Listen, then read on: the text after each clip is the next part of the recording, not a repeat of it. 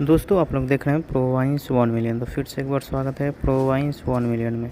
तो आज धमाल होने वाला है क्योंकि खेसारी और रवि किशन जी ने दोनों एकजुट हो गए हैं।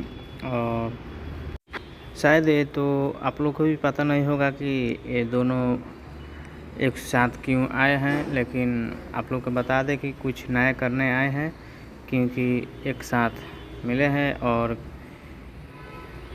आकांक्षा पुरी का जो नए सॉन्ग का जो शूटिंग चल रहा था, शायद लग रहा है कि आज उसका टीजर लॉन्च होगा। और कृष्णा बेदर्जी जी ने लिखे हैं और शायद उन्हीं का जो बोका म्यूजिक कंपनी है उसी कंपनी से रिलीज़ होगा। हाँ जी, हमको तो लग रहा है उसी कंपनी से रिलीज़ होगा, लेकिन आज आए या कल आए, 2 दिन में पोस्टर आप लोग को बीचों बीच देखने को मिल जाएगा।